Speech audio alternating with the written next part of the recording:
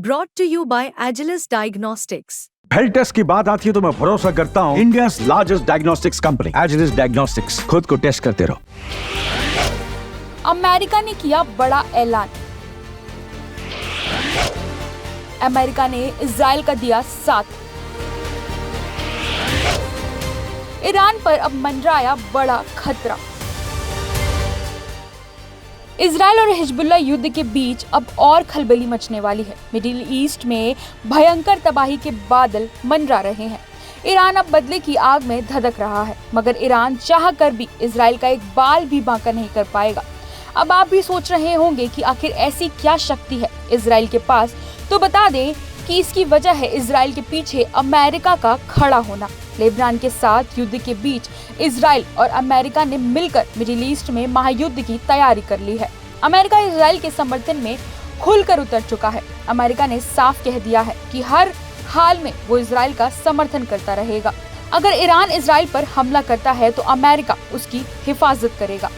इसके लिए अमेरिका ने अपनी पूरी सेना और एयरक्राफ्ट कैरियर को पश्चिम एशिया की ओर मोड़ दिया है। बता दें कि हिजबुल्लाह चीफ हसन नसरल्लाह की हत्या के बाद ईरान और इजराइल के बीच जंग की आहट सुनाई दे रही है। इजराइल की इस ताबड़तोड़ हरकत से ईरान अब इजराइल से बदला लेने के मूड में है, मगर अमेरिका के एक ऐलान ने ईरान को सोच में डाल दिया है। अमेरिका ने अपनी सेना को मिडिल ईस्ट में तैनाती के लिए तैयार रहने का आदेश दिया है।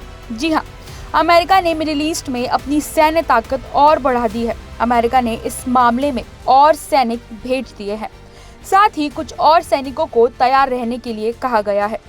अमेरिका ने अपना एक एयरक्राफ्ट कैरियर भी इस इलाके में तैनात किया है, क्योंकि यहाँ और जंग भड़कने की आशंका है।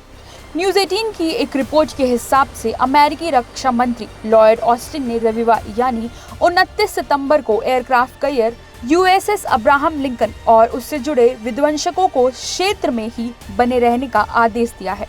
एक महीने पहले ही इन्हें प्रशांत क्षेत्र में तैनाती के लिए भेजा गया था, लेकिन फिर इनका रुख मिडिल ईस्ट की ओर कर दिया गया है।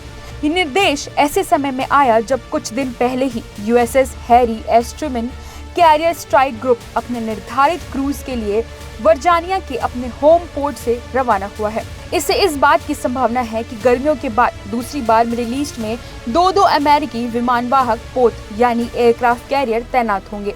इतना ही नहीं, पेंटागन ने ये भी ऐलान किया है कि आने वाले दिनों में अमेरिका एडिशनल एयर सपोर्ट भेजेगा और USS Wasp amphibious ready group पूर्वी भूमध्य सागर में ही रहेगा। इस ग्रुप में एम्फीबियस जहाज USS न्यूयॉर्क और USS ओक हिल के साथ साथ हजारों मरीन शामिल हैं, जो जरूरत पड़ने पर लेबनान से नागरिकों को निकालने का काम करते हैं। वास्प, जो तट पर छोटी नावों को लॉन्च कर सकता है, मरीन द्वारा उड़ाए जाने वाले F-35B लड़ाकू विमानों से भी लैस है।